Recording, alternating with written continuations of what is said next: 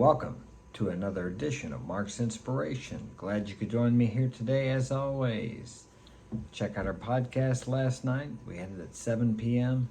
Some good stuff on there. We talked about as you think, so you are. How your thoughts create your life. And I have something similar for today. But before we begin, hit that like button, subscribe, and the notification bell. We have a video coming out every day. And I was reading a book by Thomas Troward, the Edinburgh Lectures. It's kind of a difficult book to read, but there was something in there I wanted to share with you today that I think can help you to achieve your dreams, your goals, and your desires. Now, I can give you all the information and I can show you how it can be done, but you have to take what works, what I give you that works for you, and it has to be molded or formed into your own way or your personality. I've tried many different techniques on the mental plane. Some work for a while, some don't work. And I try new ones, I try different ones. I've tried many forms of meditation, contemplation, maybe just one form. But meditation, many different kinds, many different types, variations. You have to find the one that works for you. I can only offer suggestions. I can show you what works for me, and you can try it and see how it works for you. But when you try some of these techniques, you have to do them more than a day or a week. You need to do them consistently, the same as when you go to the gym and lift weights or run or ride a bicycle. I remember when I first started running, I partied most of my life till I was about 19 or 20. I started boxing and I had to run, of course, so I ran one telephone pole distance, between two poles, and came home, laid on the couch, and about passed out. It was a killer. But eventually I got to where I could run. I think the furthest I ever ran was 31 miles. So there you go. So you start somewhere. And it's the same way with your mental training. You have to have mental toughness, emotional strength. He who rules himself is greater than he who rules a city. Remember that. You have to control your mind, and that takes time. So when you do affirmations or trying to change your thinking, you're going to have setbacks. It's normal. As with everything, you have setbacks. What is the old saying? One step forward, two steps back, or is it two steps forward, one step back? I think you wouldn't get anywhere the latter, if the latter was correct, or the former was correct. Okay, so I was reading this Thomas Troward, and I thought this was good to share with you. Now think about what I'm saying here. I suggest you get the book. There's several books out there about the Edinburgh Lectures. It's available in the public domain. So here we go. I have to put my glasses on to see this. We're going to do this the old-fashioned way, out of a book, a real book. Okay. What we have to do is reverse our method of thinking and regard the ideal as real. The ideal, not what is out in the outer world, but what is inside of you. Your vision, your idea, your ideal. That is real as soon as you conceive it. And the only thing that could stop it from manifesting or coming into existence in our material world is the same force that started it, which is your mental vision, your intention. If you hold on to that vision, I was listening to MLD, John at Modern Life Dating. His topic was vision. You must have a vision. He does a Sunday sermon. Without a vision, the people perish. It's very true. So you have to hold this vision in your mind of what you want in life, okay? And you don't just hold it one day. You hang on to it. And when it even looks like things aren't going your way, or like it's never going to happen, or even like it's going the opposite direction, you have to remember what is real is the vision within your mind.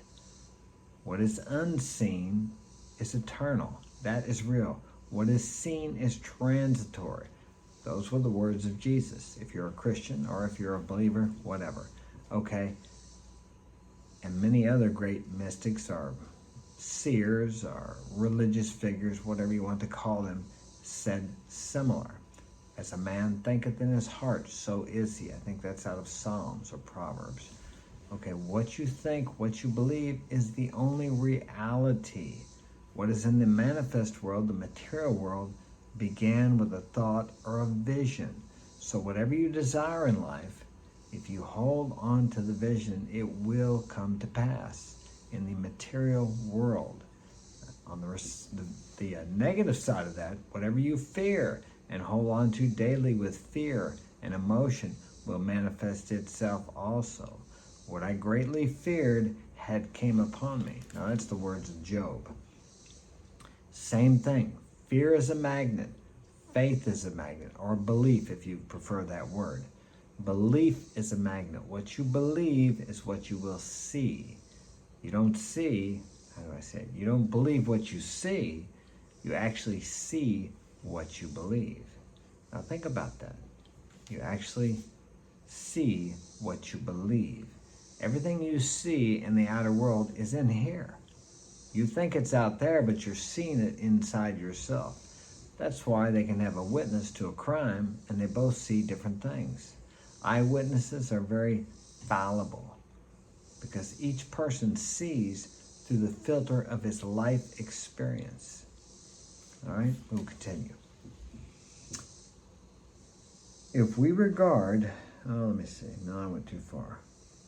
Okay, the outward manifestation as mere reflection, which must change with every change of the object which casts it. The object is you, your objective mind impresses the subconscious mind and creates this outer reality. For these reasons, it is essential to know whether we are consciously making use of first cause. First cause is within you, with a definite purpose or not, or the criterion of this. If we regard the fulfillment of our purpose as contingent on any circumstances, anything out there, past, present, or future, we are not making use of first cause. First cause lies within you. We have descended to the level of secondary causation, which is the region of doubts, fears, and limitations, all of which we are impressing upon the universal subjective mind with the inevitable result that it will build up corresponding external conditions. But if we realize that the region of secondary causes is the region of mere reflections, we shall not think of our purpose as contingent on any conditions whatever, but shall know that by forming the idea of it in the absolute within you, impressing it upon the subconscious and the universal subconscious subjective mind, we have shaped first cause into the desired form, and we can await the result with cheerful expectancy. We can await the result with cheerful expectancy, knowing that it will come, because it already exists. Jesus said, as a man, let me see, what did he say? Whatever you ask for in prayer, believe that you have received it and you shall have it. You have to believe you already have it. And when you have the vision in your mind, the idea in your mind, you already have it in the unseen world. What is seen is transitory. Everything in your outer world, the chair you're sitting in, the TV, whatever you're watching me on, that will all pass away. In 100, 200 years, whatever, it will disintegrate. It will dematerialize because it is material. The material world is formed from the invisible, unseen world, from the spiritual or metaphysical energies of thought. Everything you see began with a thought. Yes, it took action to create it. That is part of our how do I say, that's the part we play in creation. You have to take action in the direction of your goals and dreams. And always, almost always, between you and that desire to take that action, you have to step through a fear. Step through a fear. Many people don't step forward because of fear. They're afraid of what people are going to think of them. They're afraid of how they're going to look. What will my mom and dad think? What will my friends think? What will my girlfriend or boyfriend think? Whatever it is, fear stops you from becoming or being the limitless being that you are. You are limitless, only limited by your perceptions and your conceptions of yourself. If you had a greater conception of yourself, you would be or do greater things. But it is your limited conception of yourself which you have learned. That is learned. You come here unlimited with two fears, the fear of falling and the fear of loud noises. The rest of these fears and these limitations you have learned. And I know as a parent myself, I think I would be a better parent now than I would have been or than I was when I was younger, because we limit our children, I have, because we're afraid they're going to get hurt. Children come here believing they can do anything they want. And it's almost like it's your job, or my job, to keep them from killing themselves. But then again, we do it in a way that we teach them limitations. They do not recognize limits. And also the Master said, unless you become as children, you shall not enter the kingdom of God. And you are the king of your kingdom. That kingdom of heaven or kingdom of God, whatever you want to call it, that inner world, you are the king of that world. You create whatever goes on in your mind, if you like.